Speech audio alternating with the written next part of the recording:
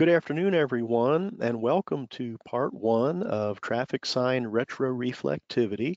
My name is Mike Fitch with the Ohio LTAP Center here at ODOT, and we appreciate your participation. As we get started, please take a moment to locate the questions box in the GoToWebinar panel. During the presentation today, please use the questions box to send in any questions you might have.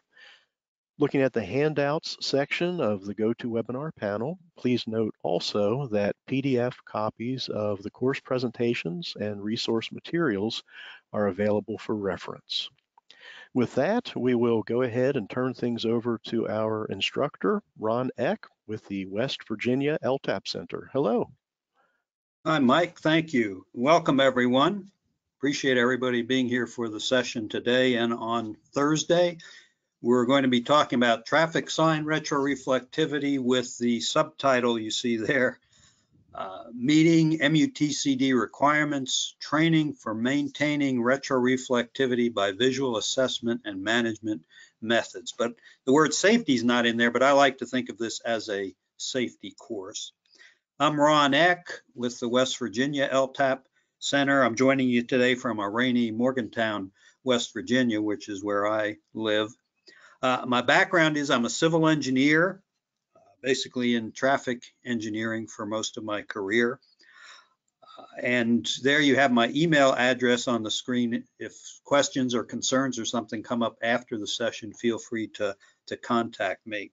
Before we get started, maybe I'll ask Mike to post the first polling question to help give me an idea of who's on the line with us today. Yes, very good, Ron. So we have launched the first poll question, and we'll give everybody a chance to respond to that. And I see already the responses are rolling in, so that's good. Good. And right now we have over 100 attendees logged in, so that's great. Great to hear. Okay, let's close the poll and see the results. So for work affiliation, we have 23% who said state agency, 59% local government, 14% said private sector, 1% said educational institution, and 2% said other, including MPO. Okay, great. Good audience. I'm glad to see so many local governments represented here today. That's good to see. So let's get started with the materials. These are my objectives today, to provide you with some background information on what is retroreflectivity, and also to review the MUTCD minimum retroreflectivity requirements. And then we'll get into the visual assessment and management methods, so that hopefully by the end of the session Thursday, you'll have an understanding of those methods that can be used to comply with the MUTCD requirements.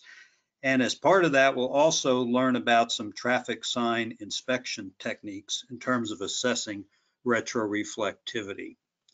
Our agenda for the whole course is shown here.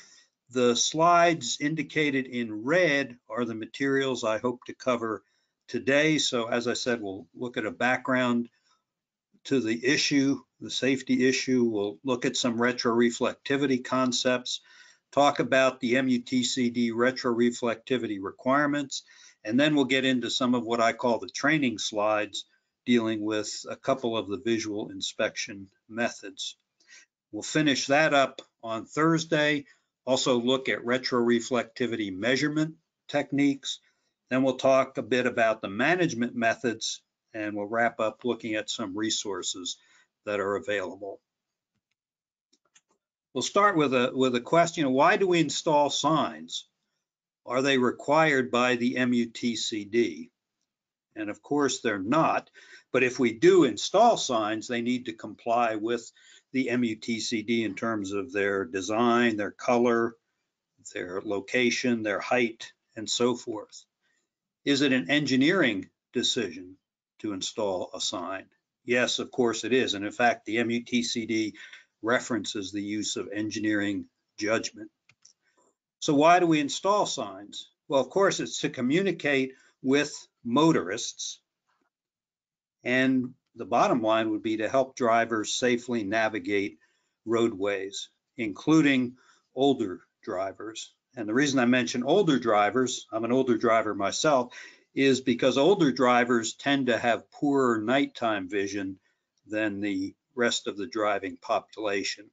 And older drivers are becoming and have been an important part of the driving population. Just here's some data. I could only find it through 2018, but notice back in 1990, 30 plus years ago, there were almost 11 million drivers aged 70 plus. And as of 2018, there were 29 million. I suspect by now, we probably have maybe 3 times as many older drivers, 70 plus drivers, as we did in 1990. And so I mentioned that has implications for nighttime driving safety. I think many of you, most of you are familiar with the Manual on Uniform Traffic Control Devices. It, of course, is the national standard for all traffic control devices installed on all roads open to public travel. And this is not an MUTCD course, but I did want to mention a few things that the MUTCD says about signs and about sign retroreflectivity before we get into the specific requirements. And notice the manual talks about one of the desirable attributes of signs when we're designing them is high visibility by day and night. And that implies some retroreflectivity for nighttime driving. And the MUTCD also says, and has said for a number of editions, that signs shall be retroreflective or illuminated to show the same shape and similar color by both day and night. And notice the word shall there, so that's a requirement that signs need to be retroreflective. Well, this is a retroreflectivity class. I think I also need to mention the importance of maintenance, and I'll talk about that throughout the sessions today. And of course, the responsibility for not only the design and placement and operation, but also the maintenance of traffic control devices rests with the public agency or the official having jurisdiction. So we'll take a minute to talk about what the MUTCD says about sign maintenance.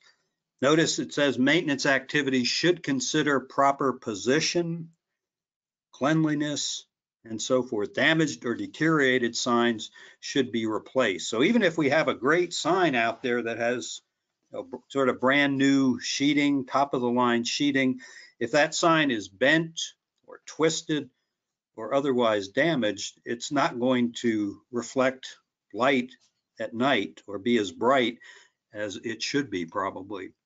Same way as the bottom item there. Notice, again, we could have brand new top of the line sheeting, but if we have brush and trees and shrubs or construction or maintenance equipment, say parked on the side of the road blocking the view of that sign or those signs, that's doesn't matter what the retroreflectivity is. We need to maintain the roadside to make sure that that vegetation is managed and does not interfere with the viewing of the sign. So I see my prompt there. This is time for our second polling question. Mike, if you wouldn't mind putting that up. And Yep. this, one of the GoToWebinar is a great platform, as Mike and I were talking about before class, but one of the limitations is it does have limitations in terms of the number of options you can give on polling questions. So my original list for this was probably 8 or 10 items long, but I had to combine them to get to, or eliminate some to get to 5. But what's your agency's biggest sign maintenance challenge? I realize all of these may be issues, but what's your biggest? Is it weathering or fading of signs, graffiti, bullet holes, or other defacing of signs? Maybe you lose signs through theft, bending, twisting, or other damage to the sign supports, or as we just talked about, vegetation in front of signs. Thanks, Ron. And the votes are arriving as we speak. So a few more seconds here. All right, let's see what we have. Okay, 43% said weathering or fading of sign faces. 5% said graffiti, bullet holes, or other defacing of signs. 5% said stolen signs. 36% said bending, twisting, or other damage to sign supports. And 11% said vegetation in front of signs. Okay, great. Thank you. Yeah, that's noteworthy that just under half indicate weathering or fading of the sign face is your biggest problem. And then also the bending or twisting of the sign supports. So thank you for that. And here's an example. This is, I think, from the Phoenix, Arizona area. I guess you could say sometimes in the desert, they don't have to worry about vegetation growth like we do here in certainly Ohio or West Virginia or Western Pennsylvania. But you can see even where you may not have as much vegetation, depending on where it's located, it can still create problems. Notice this stop sign, it does not have adequate visibility, even though the sheeting on it, as I've been told, is brand new. But because of that vegetation in front of it, it creates some visibility problems. And also, of course, most motor vehicle crashes happen during the day, but that's because most motorists are on the road during the day. If we normalize this and consider exposure or vehicle miles of travel, you can see that nighttime travel is about 2.5 to 3 times more dangerous in terms of fatal crash likelihood as daytime driving. And so that's one of the other reasons why we're here today talking about this topic. So nighttime driving, here's a daytime view of a curve on a rural roadway. And I like to talk about there's two sources of information that drivers rely on. One, of course, is the formal sources of information, the signs and the markings that we in the public works and traffic engineering community install on the roads to communicate with drivers. And here you can see some chevrons. You can also see a white edge line. It looks like not too easily seen, but it looks like there's a double yellow center line in that curve. And also, if you look closely under the chevron on the right, I think you can see a little post-mounted button type delineator as well. But experience shows that drivers also rely on what I call informal sources of information. These are things that we in public works don't necessarily put out on our roads to communicate with the driver, but they do give drivers information about the roadway and the roadway ahead. For example, that guardrail. Guardrail is used, of course, to shield motorists, prevent them from reaching certain roadside hazards. But would you agree in this case that guardrail also kind of communicates with motorists and lets them know that this roadway doesn't go straight, it curves, in this case, to the left. And also that tree-covered hillside or mountainside in the background, that's obviously not a traffic control device, but yet it presents an informal cue to motorists that this roadway does not go straight ahead. We have to curve right or left to go around that mountainside. So during the day, as the slide says, the driving task is relatively easy. But at night, notice what happens. The informal cues disappear. The guardrail disappears in this case, the mountainside in the background disappears, and the only information that's available for drivers is that which has retroreflectivity. So for example, those chevrons are visible, that little button delineator I mentioned is there, and also it looks like this photo is from a slightly different perspective than the one on the left because we can see a yellow delineator as well in the lower right. But interestingly, notice even the white edge line apparently needs to be renewed because it's not visible at night. And here are just some other examples. In the upper image here, as it says, the daytime signing is really complementary, but at night it's necessary because many of the visual cues disappear. And I'd call your attention to, let me get my pointer here. Notice this chevron here, the third one from the right, it's bent or twisted, so it's not in proper orientation or proper alignment. And if we look at the nighttime view, that's a good example of a dead sign. That sign is not really visible to motorists. So that's what I was talking about, the importance of making sure our signs are properly lined up and aligned and are not bent or twisted. Likewise, here's another example, curve, horizontal curve. These, in contrast to the previous slide, these chevrons have been installed at different times, so they're not all the same sheeting in terms of age. And notice some are brighter or less bright than others, but they obviously assist drivers in negotiating that curve at night. With that background, let's turn our attention to retroreflectivity concepts. And many times folks ask me, Ron, why do you keep talking about retroreflectivity? Why don't you just say reflectivity? And the reason I don't say just reflectivity is because retroreflectivity is a special type of reflectivity. A quick physics lesson looking at the different types of reflectivity. We'll start here in the upper left. And the way these drawings are drawn, the yellow cylinder here, the yellow and black cylinder, that represents the beam of light, let's say from a headlight beam. The light blue surface is the surface that light is striking. And then the black arrows or the white arrows show how the light is being reflected. So this upper left image shows what's called a matte or diffuse reflection. And notice the light from the headlight strikes that surface and really reflects in all directions. And matte or diffuse reflectors are all around us. In fact, that's what enables us to see things. It might be the walls of the room or the office that you're in. It might be a chair that you're sitting on, a desk that you're sitting at. Those are probably all diffuse reflectors. And so we can see them fine during the day, but let's say I had a black desk chair and took it out onto a highway and left it in the middle of the road at night. I'd be willing to bet probably the first car that came along is going to run into that chair and destroy it, because as a diffuse reflector, there's really not enough light coming back to the driver's eye to enable them to see that in time to avoid it.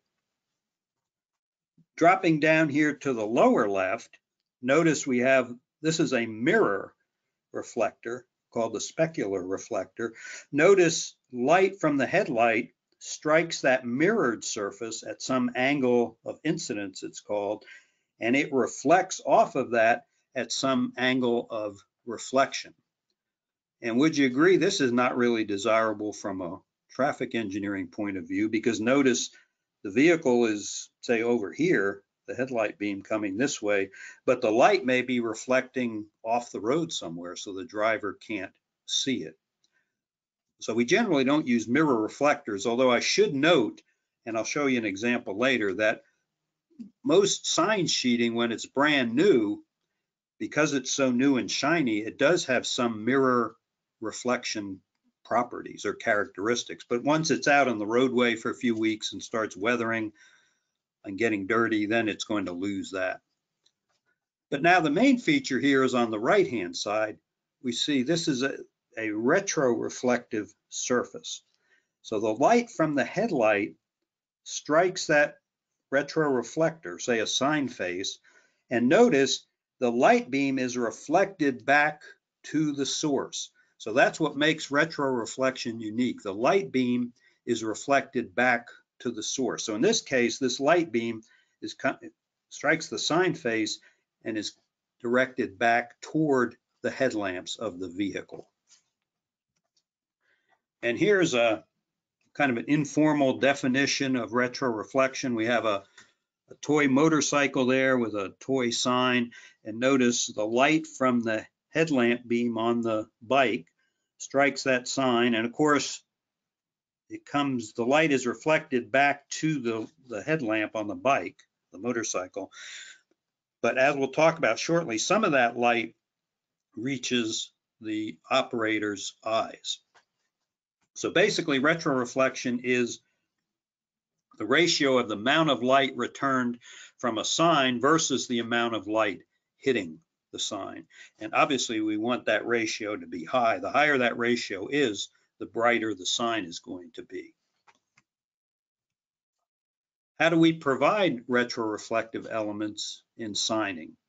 Basically one of two ways. We use glass spheres or glass beads and also microprisms, as they're called. And you see an image of the glass bead there. These glass beads are similar to the beads we'd use with pavement markings on the roadway. It's a clear glass bead. With a clear glass bead, light would really go right through the bead, but this would be where my cursor is. This is where it's attached to the sign face, and so the paint or whatever that material is on the sign face provides the reflector so that that light is reflected back to the headlamps. The microprisms are literally that. They're microscopic prisms, and you can see the light from the headlamp strikes one of those faces, reflects to another face, then to another face, and then back to the headlamps of the vehicle. And as we'll see shortly, that light is returned to the source in a cone-shaped pattern. But I did want to talk about the sign sheeting materials before we get to that. The original sign sheeting grade was called engineering grade, and notice it's a beaded sheeting. You can see that, in fact, it almost looks like glass beads might look on a pavement marking, on an edge line or center line or something. And you can see, notice with weathering and such and handling, some of those glass beads become lost or removed, which obviously has a detrimental effect on sign brightness. Then the next evolution was super engineering grade. I don't have an image of that. And after that was what's called high intensity sheeting, high intensity beaded sheeting. And you can see that here. Notice the beads, looks like they're more dense, more tightly packed. Probably the beads may have been a little higher type as well to provide a brighter sign. But then the technology advanced to the microprismatic materials. And if you look closely, you can kind of see the microprisms there in that sheeting material.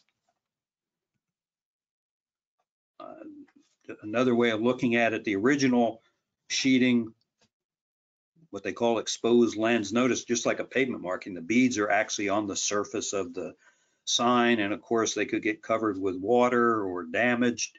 So then we went to enclosed lens sheeting, where you can see the beads are enclosed. Then encapsulated lens sheeting, which was the high intensity sheeting. Got even little better protection for the beads. And then you can see the prismatic sheeting. You can see the microprisms, but notice there's a protective layer kind of covering them to try to reduce the damage to those microprisms. And here, this was published by Federal Highway Administration a few years ago. They call it their Traffic Sign Retroreflective Sheeting ID Guide. And it shows the different types of sheeting material can be used as an identification guide. As I said, this side of it, it's a two-sided file or page, shows the beaded sheeting. The back of it shows the microprismatic sheeting materials. And this can be handy for your field crews that are out checking signs, especially if you're using the retroreflectometer method. So this is, I've provided this file. It's some of the material Mike mentioned at the start. Feel free to use this. What some agencies have done is actually print these out in color, front and back, double-sided, and then get it laminated so you can make it sort of weatherproof, and it's a handy guide to have in your truck or in your vehicle if you're involved with checking sign retroreflectivity. I mentioned earlier about the cone of retroreflectivity. Let's look a little bit at that. Here we see a retroreflector, for example, say it's a speed limit sign. And here we have a light source, the headlamp. Of course, the light source, the light strikes that retroreflector. Most of the light comes back to the headlamp, but as I mentioned, it comes back in a cone pattern. The brightest light is near the axis, the light axis. And as you get away from that light axis, the reflected light gets dimmer.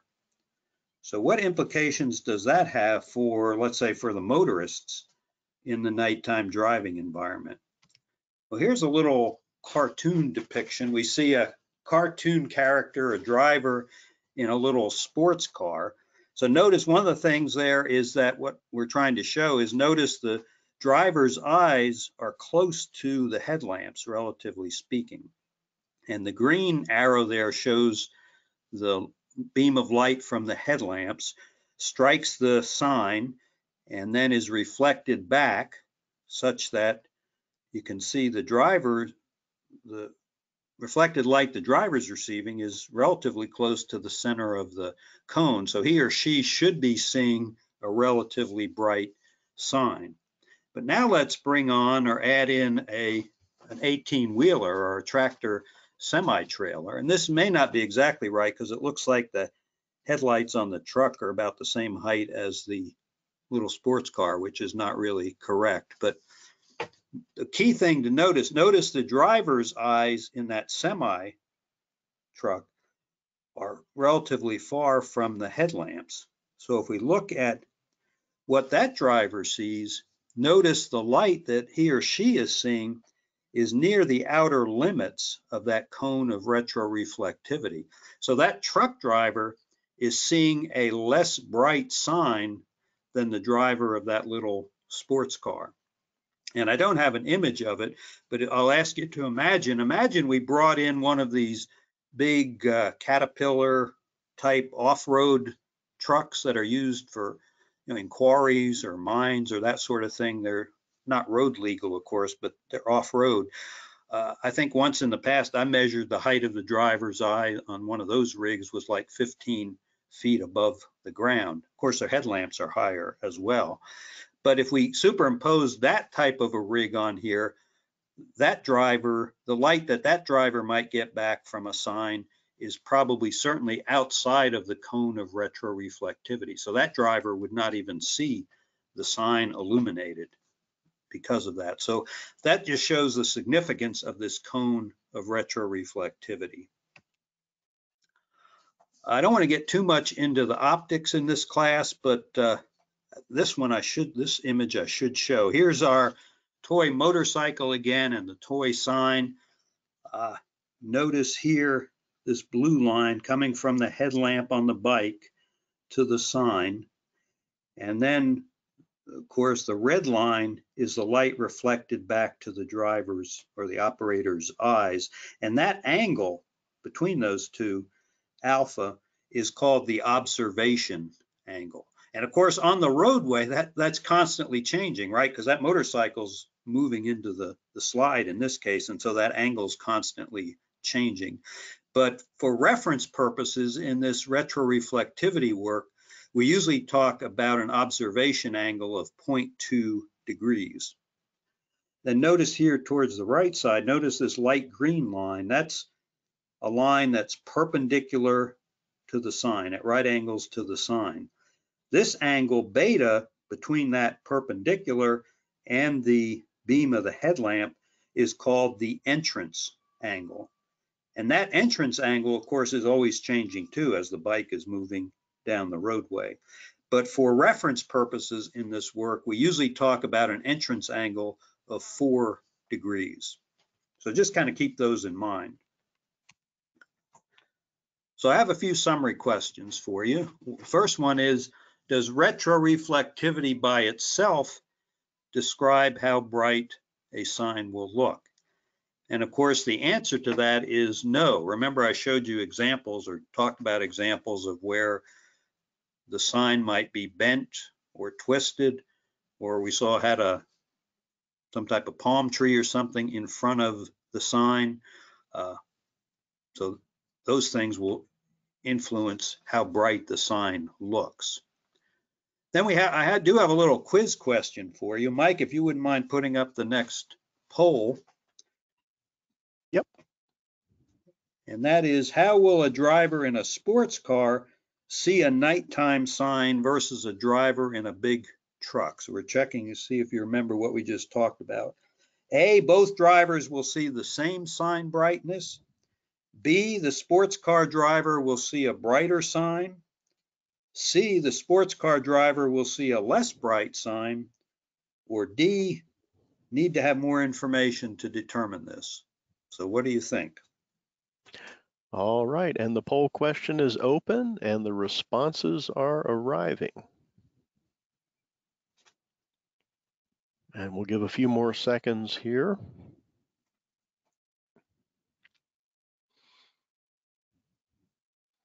Okay, let's see what we have. Sharing the results, 12% said both drivers will see the same sign brightness.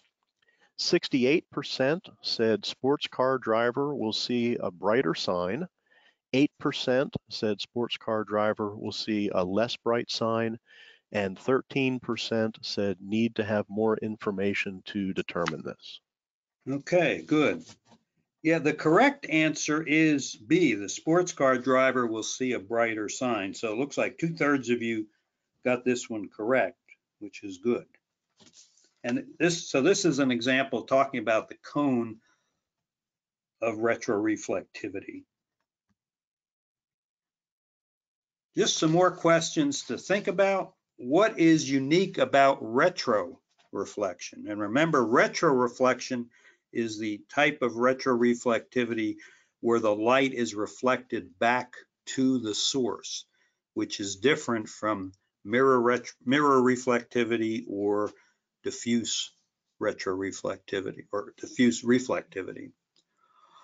Here's a question. You can put your answer in the chat if you want to. Where do you find natural examples of retroreflection? I mean, we're talking about signs, which are kind of a man-made thing, but what about natural examples of retroreflection? Anybody think of any? And the questions box is open, so in your GoToWebinar panel, if you'd like to type in any comments in that questions box, you can. And people are typing in cat's eyes. Yeah, great. Exactly. Yeah. Eyes of dogs, cats, etc. Animal eyes. That's right. Deer eyes, dogs, cats. Yeah, exactly. So retroreflection is not new. It exists in nature. It's just that here we're using it for I'd say a safety benefit use in terms of on our roadways. And everyone mentioned animals, something I learned just before COVID shut down in-person training, but I was teaching this class in North Carolina and I asked this question and someone in the audience mentioned, and I had never knew this myself, but he mentioned spider's eyes. And he indicated that he and his children would go take flashlights and go up in the attic, and that's how they could find spiders. I guess their little green eyes are retroreflective. So not only sort of animals, but also insects, I guess, as well. Why is the cone of retroreflection important? We just talked about that. It's because the closer the driver's eyes are to the headlamps, the brighter the return the driver will see from the sign. And as vehicles, especially commercial vehicles, get bigger, the driver's eye is farther from the headlamps, and so they will be more toward the outside of the cone of retroreflectivity and will see a less bright sign. That kind of wraps up the beginning portion of the introduction portion of the session, and I'll just ask if anybody has questions. You can put them in the chat and Mike will relay those to me. Well, Ron, we have a general question here, which is, was the problem solved or has a solution been found regarding vandals using a blunt object and writing bad words on a sign that were not visible during the day, but then become visible at night? Oh, that's a good question. I don't know if that's been solved or not. If there's anybody in attendance that knows the answer to that, please put your response or comment in the chat, but I'm not aware of a solution to that. But if anybody is, feel free to help out. Okay, thanks, Ron. And the questions box will remain open during the presentation. If you have any additional questions, please feel free to send those in. Yeah, and Mike will interrupt me at the time you have your questions, so feel free to send them in.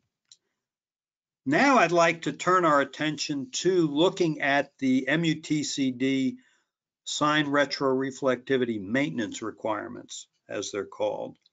And this dates back to, you can see, the early 2000s, when this was published as a revision to the 2003 edition of the Mutcd, and really sort of first appeared in print in the 2009 edition of the Mutcd. This slide shows the portions of the Mutcd that were revised back at that time. The main one I want to talk about, that we will talk about here, is Chapter 2A. Notice there's a new, not new anymore, but there was a new section added on minimum sign retroreflectivity, and that's what we'll focus on here. This is some of the language. Notice there's a standard. It says public agencies or officials having jurisdiction shall use an assessment or management method that is designed to maintain sign retroreflectivity at or above the minimum levels in table 2A-3. And we'll talk about that table here shortly. But notice there's a shall there, so this is a requirement. Public agencies need to have an assessment or management method designed to maintain sign retro at or above the specified minimum levels. But there's also some supporting language there. And notice it says compliance is achieved by having a method in place and using the method to maintain the minimum levels established in table 2A-3. Provided that a method is being used, an agency would be in compliance even if there are some individual signs that do not meet the levels at a particular point in time. So this is good from I think a legal exposure standpoint. Notice it's saying the main thing is you need to have that method in place to maintain minimum sign retroreflectivity, but it recognizes that there may be individual signs that don't meet those requirements at a particular point in time. So the method is important, and be using that method to maintain your sign retro. The manual goes on to say that one or more of the following assessment or management methods should be used. So on the left-hand side, I'll highlight them in yellow, these are called the assessment methods. And notice there's three methods of nighttime visual inspection, and then there's measured sign retroreflectivity using a retroreflectometer device. So these are the assessment methods. And I guess the thing maybe distinguishes assessment from the management methods is with the assessment methods, you look or measure every sign. You look at or measure every sign. The management methods, which are on the right-hand side of the slide, don't involve looking at or measuring every sign. I think you can see there, blanket replacement just means blanket replacement of, say, every sign in a particular ward of your city or something like that, regardless of its condition. But we'll go into more detail into each of these throughout the rest of the class. But I do want to give a little more background on that table 2A-3, which you see here. This is Mutcd table 2A-3, the minimum maintained retroreflectivity levels. And it looks a little complex. It's not really as complex as it looks. So let's take a few minutes to talk about this. Notice there's kind of three sets of columns. Here on the left is the sign color column. And that's, you see white on green, black on yellow, black on orange, white on red, black on white, common sign colors. You'll notice missing is blue on white and brown on white. That's because when this table was first produced back in the early 2000s, they hadn't completed the research on those colors, but I will share with you those values here shortly. And so if you see in the table, you see a G, that means green, W means white, Y of course is yellow, O is orange, R is red. Across the top, you'll see sheeting types according to their ASTM designation. I have 3 columns here of beaded sheeting and then an area for prismatic sheeting. Notice the footnote for sheeting type, number 1 here. It says the minimum maintained retroreflectivity levels shown in this table are in units of, that's candelas per lux per meter squared. That's from the optics or physics. Candelas per lux per meter squared. You don't really need to worry about that. But notice measured at an observation angle of 0.2 degrees and an entrance angle of minus 0.4 degrees. And we talked about that earlier. And so in the table here, you see different numbers, and those numbers are in candelas per lux per meter squared. But basically, the larger the number, the brighter the sign. So notice the green on a white on green informational sign or guide sign, the green has to be greater than or equal to 7, whereas notice the white here has to be greater than or equal to 120. So that's a pretty bright sign if it has 120. And for those of you not familiar, the symbol here, algebraic symbol between these, this is greater than. So the green must be greater than or equal to a value, retro value of 7. And then notice here on the far right are some additional criteria or additional footnotes, and we'll talk about that as we go through here.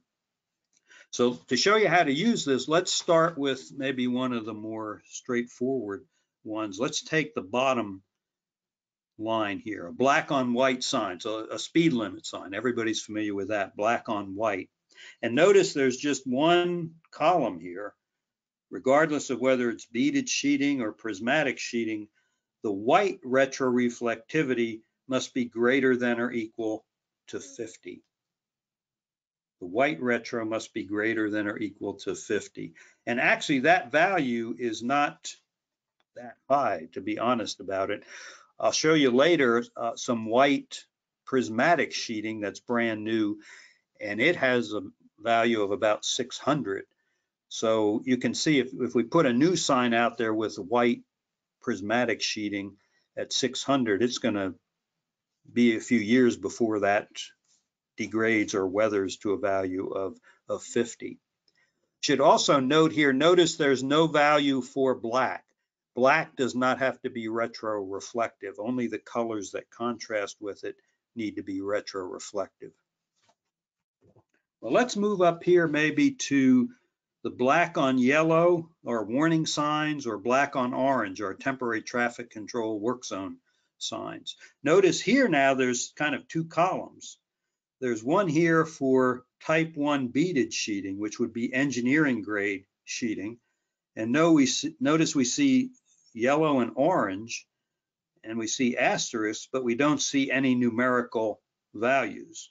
So if we look down at the bottom of the table, notice it says this sheeting type should not be used for this color for this application. So we should no longer be using engineering grade sheeting for warning signs or for temporary traffic control signs that are left up overnight.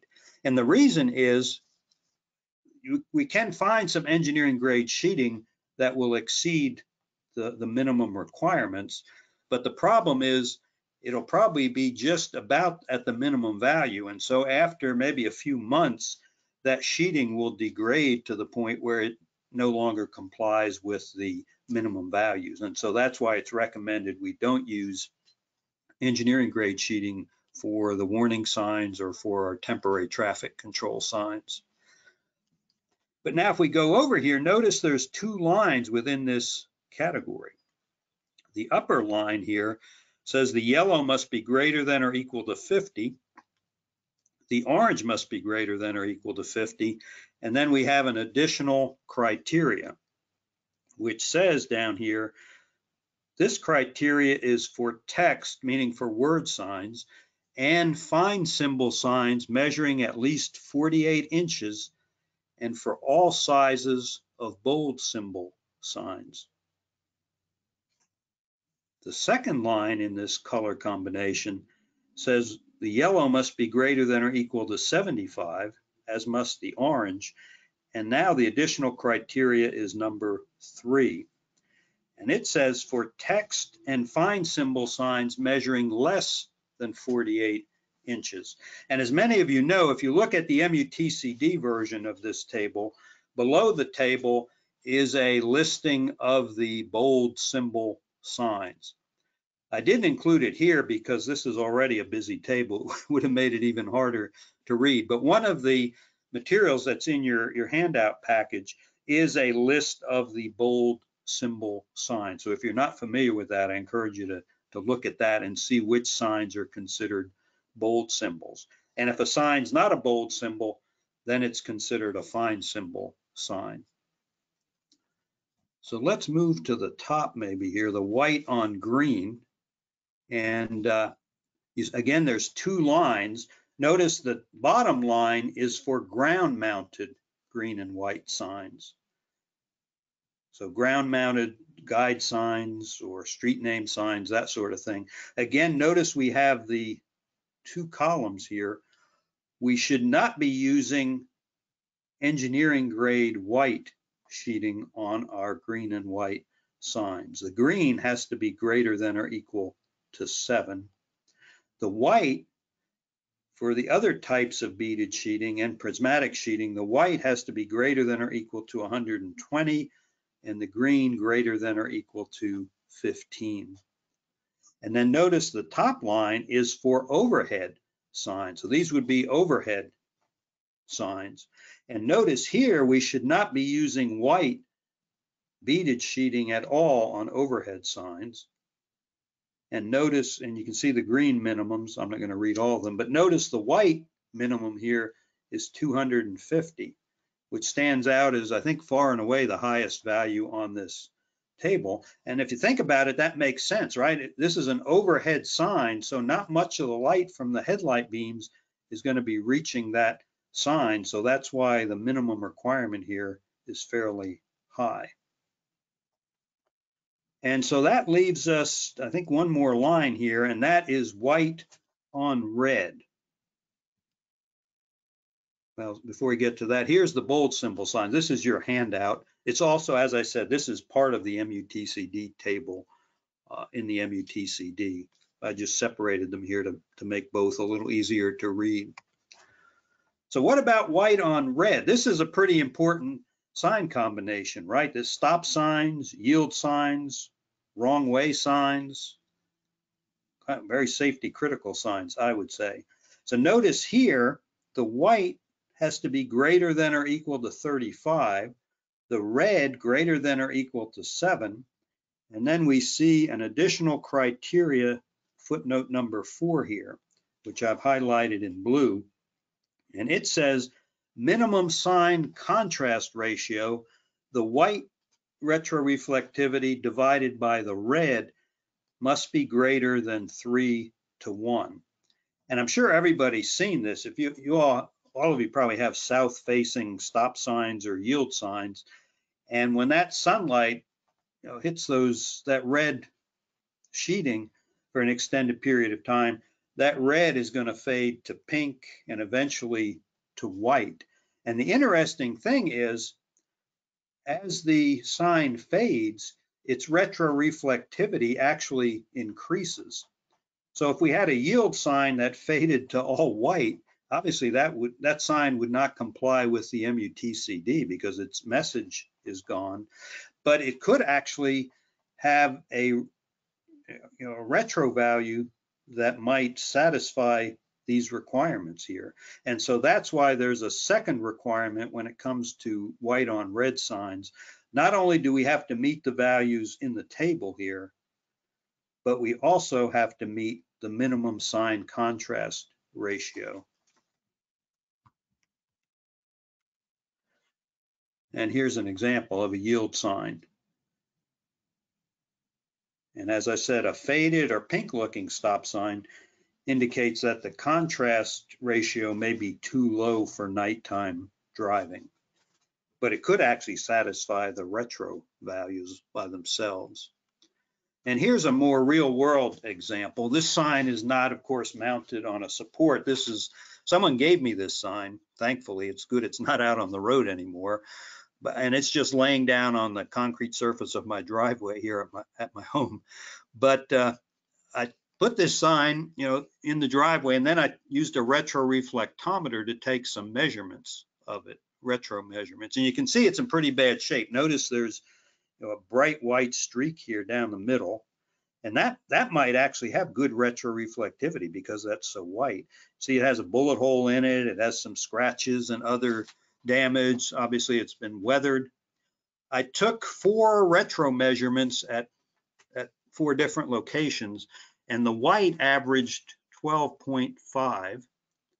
The red averaged 4.25, which of course both of those would fail. They're less than the minimum values in the table. But notice the contrast ratio is almost 3, but it's 2.94, which is less than 3, so it fails as well. So this sign, as I said, thankfully is no longer on the road because it doesn't comply with the minimum retro requirements. Ron? Yes, sir. Hi, we have a question from Gary. He says, is there a maximum white to red ratio for stop signs?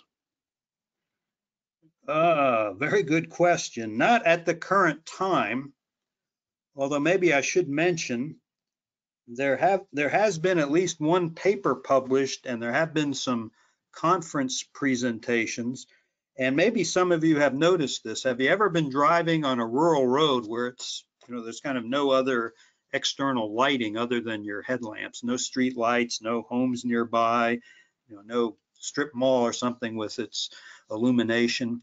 You ever notice that if you're approaching, say, a stop sign or even a speed limit sign or a yield sign that has top of the line microprismatic white sheeting, that white creates almost a glare effect that almost prevents you from seeing the rest of the sign and can almost have a blinding effect. And that is something that's recognized. And in fact, some people in the signing community are suggesting maybe in those environments, we shouldn't be using such a high quality white sheeting. We should use something less to prevent the kind of that glare problem. And if that's what you're talking about, right now there are no requirements in that regard, but it might be a good idea to think about that in rural areas. Do you really need, say, the type 10 sheeting, white sheeting for some of these signs, or might you be creating kind of a glare problem for motorists at night in a rural area? But that would apply only to rural areas. I wouldn't recommend that in an urban area where you have other lighting confounding things. So here's a quiz question for everybody. And Mike, I think this is our last polling question of the day. Yep. But assume this is a 36-inch warning sign. My question is, and you'll need to refer to maybe some of the materials I've provided, what is the minimum required retroreflectivity for this sign? So assume it's a 36-inch, obviously it's a warning sign. What's the minimum required retroreflectivity? And you may need to take a few seconds to look at some of the materials we've talked about, or maybe even table 2A-3. Thanks, Ron. And the poll question is open. We'll give people some time to respond. Yeah, the responses are, is it 15 candelas per lux per meter squared, or 50, 75, 100, or we need more information to be able to answer this question? All right, and the responses are arriving, which is good. And we'll give a few more seconds here.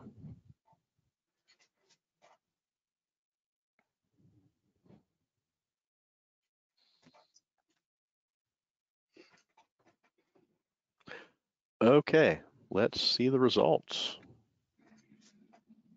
So Ron, from the responses received, 6% said 15, 59% said 50, 25% said 75, 3% said 100, and 6% said need more information to determine. Okay, good job. Yeah, really, it is a choice between 50 and 75. We're talking about that, the two lines that dealt with yellow signs, yellow and black signs. And the correct answer is 50, which most of you got. This is a curve warning sign. And if you look at that little cheat sheet of what is a bold symbol sign, I think this is the first one on the list. This is considered a bold symbol sign. And remember, with bold symbol signs, the sign size doesn't matter. So this would be a bold symbol sign, and it would, the upper line of that category would apply. So the minimum retro here is 50. Any questions on that? Or on use of the table 2A-3. If you do, Thanks. just type them in, and Mike will just interrupt me as they come in. Thanks, Ron. Yep, we will keep the questions box open. Here's kind of a trick question for you. Which signs need to be replaced? And the reason this is a trick question, because these are just different grades of sheeting. And actually, I believe they're all, the actual sign, all comply with table 2A-3.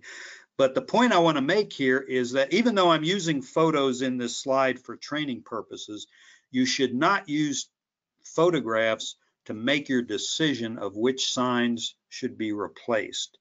It needs to be done through a retroreflectometer or actual nighttime sign inspection. Now you might say, well, why would somebody do that?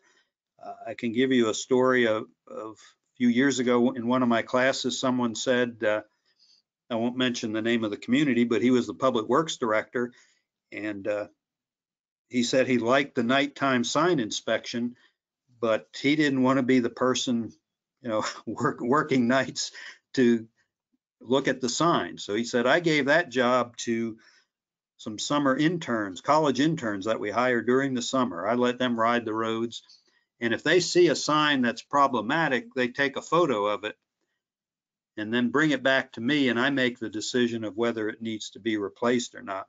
But that is not a good method. That's my point of this slide. When you're making a decision whether a sign kind of passes or fails in terms of retroreflectivity, it needs to be based on actual on-site inspection of the sign, not on photographs, because photographs can lie depending on the camera and the lighting and so forth. There are certain signs that are exempt from these requirements, although they're not exempt from the requirement that all signs need to be retroreflective. You can see like no parking signs or adopt a highway signs or bike or signs that are for the exclusive use of peds and bikes.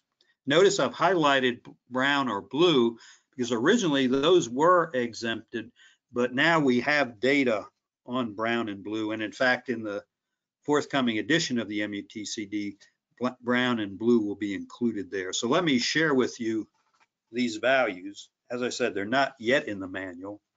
So for blue, there's actually no separate category. So for white on blue signs, use the same minimum levels as for white on green that I shared with you in table 2A-3. And if maybe your supervisor or somebody says, well, you know, Ron just told you that in this class, what's the basis for that? I gave you the Federal Highway Administration research report there that formed the basis for the recommendation that you see here. So it is based on Federal Highway Administration research. Similarly, for ground-mounted brown signs, here are the requirements. Notice we should not be using engineering grade white, and the brown has to be greater than or equal to 7. For all other sheeting, the white has to be greater than or equal to 150, and the brown greater than or equal to 15. And this is the same research report I just mentioned. This provides the basis for these values that you see here. And notice that last bullet, that is not in the MUTCD or even in the Federal Highway Administration document, I don't believe, but this is Ron's recommendation. I think you need to look at contrast. I don't know if any of you would agree with me, but I've seen a lot of brown and white signs that are south facing that have almost faded to white to the point where you can't really read the message on the sign. So I personally, I would apply that contrast ratio that we talked about for red signs. I would apply that to brown and white signs as well. But remember, that's Ron's recommendation. That's not in the MUTCD. So here's an example of a microprismatic brown sign. This is another sign that was given to me. I'm not exactly sure why. It looks like it was never even installed on a roadway. In fact, here's a good example. Remember I said earlier that a brand new sign will have mirror reflectivity? Notice here, again, this is just laying on the surface of my driveway, but it was kind of a cloudy to mostly cloudy day, but you can see there was a break in the clouds, and that white or light that you see there, that's the reflection of the sky because the sign is so shiny and new. But anyway, as before, I took 4 measurements in the brown color and 4 measurements in the white. So remember, this is a brand new sign, never really been outside anywhere. Notice the white retro value was 610. That's pretty darn good. The brown was 39. So both of those comply with the criteria I just mentioned. And the contrast ratio, which I recommended using, is 15.6, which is way greater than 3. So this sign is okay on all counts, which should not be surprising because, as I said, it's a brand new sign that's never been mounted along the roadway or installed along the roadway. Sometimes people raise the question of what values do we use for fluorescent signs. I know many agencies use like fluorescent yellow. My agency here in this state, the West Virginia DOT, they make good use of the fluorescent yellow. And as an older driver, I really appreciate that, especially like at dawn or dusk when it's a low light condition. There are no separate requirements for fluorescent colors. So for fluorescent yellow, you would just use the yellow requirements. For fluorescent yellow green, you would also use yellow. And for fluorescent orange, which you see sometimes in work areas, use the orange value. A little bit of a summary here. Do the MUTCD requirements specify how often you need to inspect your signs for retroreflectivity? The answer is no. I would recommend every year or 2 you should be inspecting your signs for retroreflectivity. If the requirements are in the MUTCD, what types of roads need to be in compliance? Remember what I said near the beginning, it would be all roads open to public travel. Can we decide to replace signs based on daytime inspections? Here you see a daytime array of stop signs of varying conditions. Here's a nighttime view under low beam headlamps of that same sign array.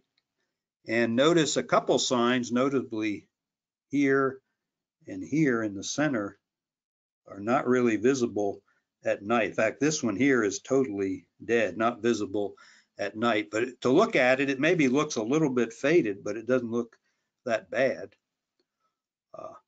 On the other hand, you might not recognize this one here or realize this one here would show up so bright. Here's an example of what I was talking about earlier, the bright microprismatic white almost creating a glare effect. But the answer to this question is you cannot do a visual inspection during the day to assess how bright the sign will be at night. You either have to do a nighttime inspection or use a retroreflectometer device. But I hear people claim that they can assess their sign retro through a daytime inspection, but that is absolutely not true. Another little quiz. Which of these signs needs to be replaced? Which is near the minimum retro value? Or which would be adequate and good for a few more years? This is another trick question. This is the same sign, just under different lighting and camera conditions. So again, to emphasize, we should not be making the pass-fail decision on our signs based on photographs. We have to do an actual nighttime inspection. And again, this is the same sign as well. Notice how it can, depending on the flash intensity or the camera flash position or the camera, it can show up not so bright to very bright. Any questions on that? Hi, Ron. We have a couple of questions. We had our fourth poll question regarding the warning sign and the minimum required retroreflectivity. So we had a question from Edith. Could you explain the answer to that again? And maybe it would help to jump back to table 2A-3. I think that's around slide 36. Yeah, good idea. Talk through that. Yep. Yeah. Thank you, Edith. Yeah, and Mike. Yeah, let me go back. And actually, let me maybe first go to this slide. This is part of the Mutcd. I've just separated them for purposes of presentation here. But the first thing we need to determine is that sign that I showed you, is that a bold symbol sign or a fine symbol sign? And if we look here right at the upper left here, the W1-1 sign, the turn or the curve sign. The sign that was shown was a curve sign, the curved arrow as opposed to the more right angle arrow. And so that was a bold symbol sign. And of course, remember here on the black on yellow, we had the two lines, and the upper line here had the additional criteria number 2, which says for text, which would be word signs. And clearly that sign, that curve sign, is not a word sign or a text sign, it's a symbol sign. Text and fine symbol signs measuring at least 48 inches and all sizes of bold symbol signs. So even though that sign I showed you was 36 inches, for all sizes of bold symbol signs, which that curve warning sign is a bold symbol sign, it satisfies this condition here, or the additional criteria number 2. And so the minimum value for the yellow would be 50. A number of you indicated 75. So let's look there. The criteria would be number 3, which says for text and fine symbol signs measuring less than 48 inches. So it's true that sign I shared with you was less than 48 inches, but it was a bold symbol sign rather than a fine symbol sign. Thanks, Ron, for that explanation. Next question was from Richard, referring to slide 48. All right, thank you. He said, slide 48, how about difference is sign in a series? So I'm not really sure exactly what we're asking there, but it looks like there is some variation in the brightness of these chevrons. Yeah, good question. And yeah, that I don't recommend that. I think this slide was taken actually maybe on like a closed section of road to sort of visually show how the fluorescent signs sort of are more conspicuous or kind of, jump out at you compared to the standard yellow. Yeah, I do not recommend. In fact, I don't think the Mutcd recommends that either. I would say either, I mean, I'm a fan of the fluorescent, so my recommendation would be to make them all fluorescent. But I would say if you're not going to use fluorescent, then make them all standard yellow. I think that's what you were asking there. But yeah, I would not recommend mixing them like that. And I probably should have pointed that out when I showed this slide. I think this is just for kind of illustration purposes, but I would not recommend mixing them that way on an actual curve. Good eyes for catching that. Other questions? Yes, a question from Keith. Are there any retroreflectivity requirements for pink emergency management signs? Oh, that is a good question. And I'm trying to think if that is something they are still researching or if I've seen that. I'll make a note of that. I'll try to get an answer for that for next time. Very good, thank you. And we had a question from Brian saying, how do you measure the retroreflectivity of a sign that is in use in your city to make sure it's in compliance? And I think I can share the quick answer, which is we're going to talk about the retroreflectometer device. I think that's in part 2 of this webinar series. That's correct. We'll talk about that on Thursday. Thank you. So let's see. Any other questions? You can just type them in chat and Mike will interrupt me. But if not, we'll go on to the section on training for inspectors for doing the nighttime visual inspection methods.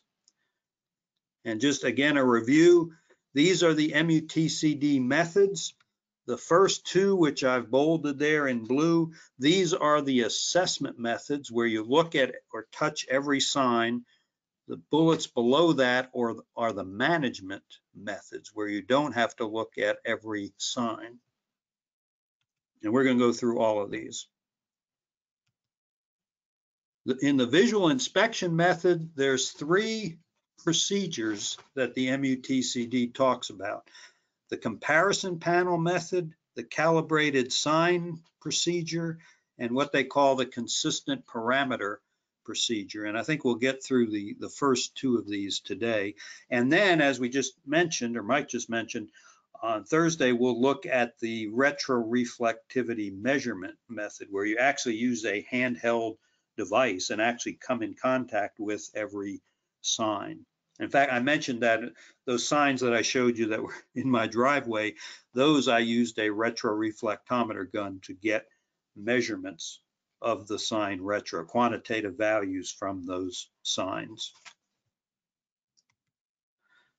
So as an overall set of the visual inspection requirements, you need a trained inspector. And right now, there is no certification or anything like that in this field. So those of you that complete this class, you should consider yourselves a trained inspector. In fact, for those of you, especially local governments, that might be using one of the nighttime visual inspection methods as your method, you need to be able to document that and what you're doing in case someone would file a tort claim against your agency. So I'd be sure to document somewhere in your agency's files that you all attended this particular session on February 22nd and 24th, 2020, to document that you have on your staff trained inspectors for the visual inspection methods. The inspections do need to be done at night. We just talked about that. They have to be done at night. And we need a method to tie the inspection to the minimum values in table 2A-3.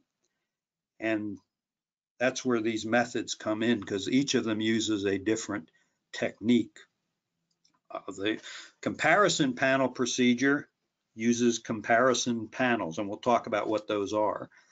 The calibration sign procedure uses calibration signs, or the consistent parameters procedure, which we'll talk about next time, uses parameters that are consistent with the Federal Highway Administration research that was used in determining Table 2A-3. And that basically means an older driver in an SUV or pickup type vehicle. And we'll talk about that more on Thursday. So let's look first at the comparison panel procedure. And here you can kind of see some of the elements. Notice these are the comparison panels. They're kind of like coupons. What's that? Maybe 3x5, 4x6, some other dimension. These are panels of sheeting that are at or nearly at the minimum retro value from Table 2A-3. And notice here are some binder clips, I guess you call these, that we use around the office. Notice that the inspector would clip the comparison panel, which is at or just about the minimum retro value, clip it to the sign, and then the inspector, and this is done at night, then the inspector walks back about 25 feet in front of the sign and puts a flashlight near their ear and aims it toward the sign. And if that panel, if the comparison panel is brighter than the sheeting, that sign fails. If the sign is brighter than the comparison panel, then the sign is good to go for another period.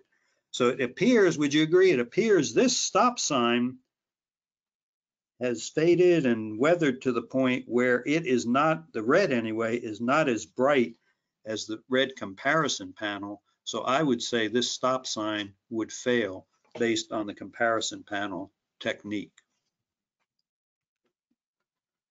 We're going to talk about that in more detail. But again, just to kind of review where we are, the left-hand side of this image shows the assessment methods. The right-hand side shows the management methods. And right now we're in the visual nighttime inspection method, looking at the comparison panel technique. As an overview, with this method, you can use any vehicle or any age inspector. So if you want to hire, college students during the summer, they can be your inspector. The initial inspection occurs at highway speeds with low beam headlamps. When the inspector spots a marginal sign, you pull over, install the comparison panel on the sign, or panels if it's a multicolor sign. And as I said, then walk 25 feet back or in front of the sign and hold the flashlight near the inspector's ear to make your test of, is the comparison panel brighter or is the sign brighter? So notice we don't literally stop to inspect every sign. We inspect it visually. We inspect every sign visually, but we only use the comparison panel on signs that we deem to be marginal. And admittedly, that is subjective. It's going to depend on the inspector. So here you see kind of the technique. And again, keep in mind, these photos are made during the daytime so you can see what's going on. But remember, this has to be done at night. So there you can see the inspector. I'm not sure they're 25 feet back. Maybe they couldn't get them in the photo if they were 25 feet back, but should be 25 feet back from the sign or in front of the sign. And that panel will have retro values at or near the minimum from Table 2A-3, which we've talked about. And a big issue with this method is, where do you get comparison panels? And for larger agencies, like state DOTs or large cities, large municipalities, you might be able to find, and you need a retroreflectometer gun as well, either buy one or rent one or loan one, borrow one from somewhere, and use your existing signs and the gun to find out which portions of which signs are close to the minimum values. There's a few LTAP centers too around the country that do offer these comparison panels. And this was David Orr in New York State, New York LTAP. I don't know if any of you know David, but I think he actually came up with this method, which I think is kind of ingenious. But, and some of you maybe are old like me, where you remember back in the old days before power, in training, we used to use overhead projectors where you'd write on transparent film and project it. That transparency film was not exactly transparent. It had some kind of cloudiness to it. Well, David found if you put 1 or 2 or 3 sheets of that transparency film over brand new sign sheeting, you could reduce its retro value to close to the minimum. And so that's what this method involves. I think I have a sample here. We use this in West Virginia.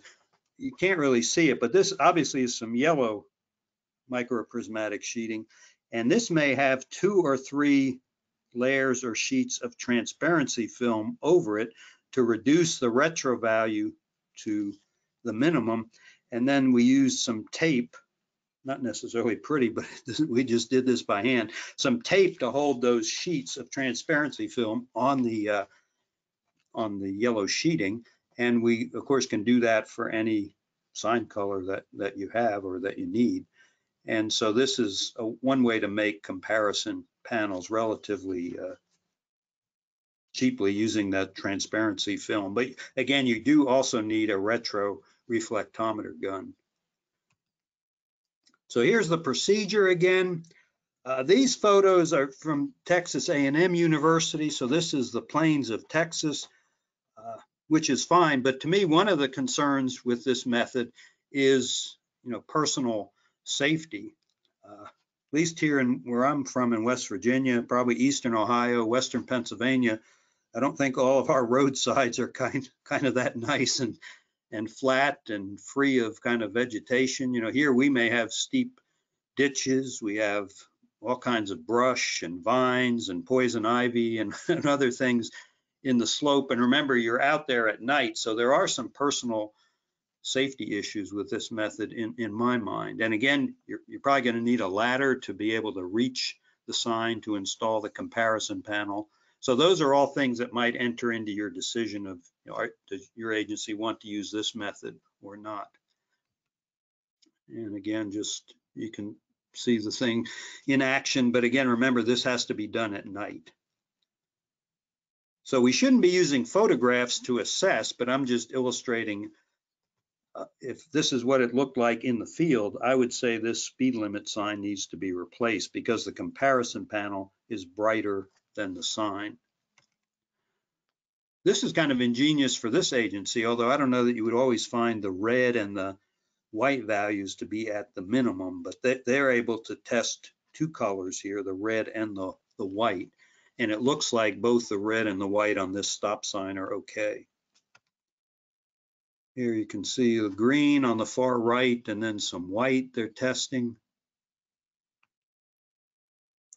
The narrow bridge. This is one of those gray area ones where it looks to me like the comparison panel is about the same retro as the sign itself. So this one you might say the sign fails. I could see that, or you might say we're going to let this go for another year. I could see that as well. Here's just a checklist for the comparison panel method. Those of you that might use this, I would say make sure you have your headlights aimed and can document it. Whether you take it to a commercial shop or you have a mechanic in-house, you probably have some documentation to show that the headlamps were aimed at the start of the inspections. These are just some of the techniques you might use. I'm not saying you need to have all of this equipment. You can use clipboard if you're using a manual method, laptop or tablet if you're using electronic method. Obviously, you need a flashlight and batteries. Dash cam, I would say, is optional. I don't know that most agencies use that, but I've talked to a few that say they want to dash cam everything just so if there is a lawsuit, they can show that they inspected that sign, and that may not be a bad idea. Tape recorder, again, that's optional. Some people like to sort of, I guess, speak into a device and record it rather than writing or entering it into an electronic device, but whatever your preference is. But you do need the comparison panels. You need your personal protective gear and probably flashing lights for the vehicle. And you can't start until it's completely dark. But also note the comparison panels, they are sort of scientific, standards. So they need to be properly maintained. You can't just leave them on the dash of your vehicle or on the windowsill in your south-facing office, or leave them outside where they're going to weather or fade. They do need to be kept like in a little box or in a file drawer or something where they are protected. How often do you need to stop and use the comparison panels? Only when you see a marginal sign. What size panels do you need? Whatever works for you, something convenient to me like 3x5 or 4x6 or something like that.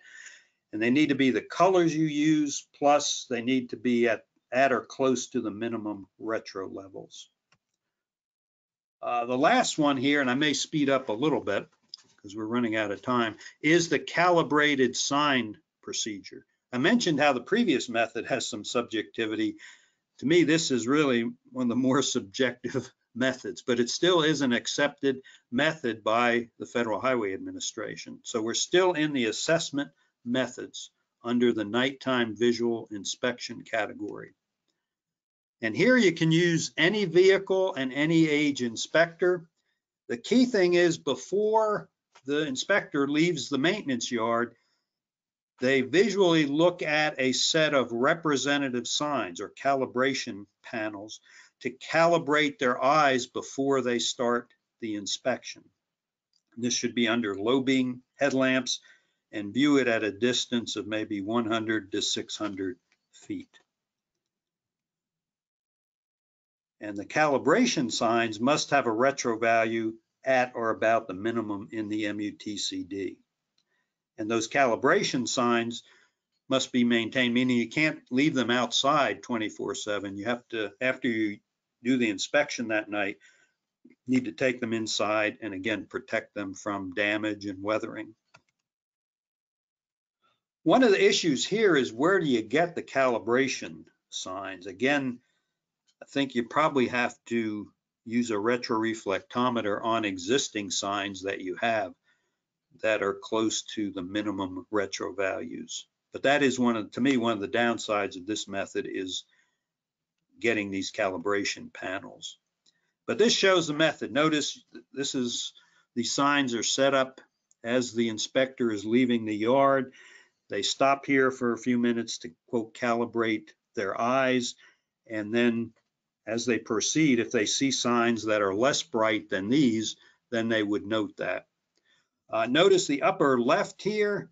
To me, it's not quite dark here yet, so I think this is premature. This crew shouldn't be on the road yet. They need to wait a little while till it gets dark, like you see in the lower right image here. This, I think, is pretty much what I just talked about. You don't really have to stop in this method. You just note the signs that need to be replaced. So what type of vehicle is needed for this method? Any vehicle type. How old does the inspector need to be? Any age. How does this method compare to the comparison panel method? I think it's more subjective, in my opinion, much more subjective, but you don't have to stop at all. You can just keep going and recording, which signs you think fail. And how many calibration signs do you need? You need one for every color combination that you have in your inventory. And this checklist is pretty much the same as the one we talked about for the comparison panels. So with that, I think we're just about out of time, but I'll stop there and want to thank everybody. Ask if there's any questions. If not, I will thank you all for participating, for your good questions, and have a good rest of the day, and hope to see everybody or talk to everybody on Thursday. Mike, I'll turn it back to you. Well, thank you, Ron. And I don't think we have any additional questions at the moment. I did want to mention On slide 57, we talked about the need for trained inspectors for visual assessment. Certainly this two-part webinar series is a good start, but of course we would also encourage anyone who plans on doing inspection to practice the inspection procedures they'll be using, and each agency should determine how much additional training their inspectors would need. Just a reminder that ultimately the responsibility for that retroreflectivity compliance rests with each individual agency. Yeah, good point. Thank you, Mike. And Ron, during the last minute here, we do have a few additional questions. Martha is asking, what is the impact of street lighting on the measurement? Well, the measurement with the retro gun would typically be done in daylight, so the street lighting would not really be an issue. The street lighting could have some sort of effect on your nighttime inspection, I suppose, and that's probably going to depend a lot on the specific context. But in terms of actual measurements with the gun, I think usually for safety reasons that is done, and maybe for other reasons, that usually is done during the daytime when the street lights would not be an issue. Thank you very much, Ron. And with that, we will wrap up for today's session, and we look forward to seeing everybody on Thursday.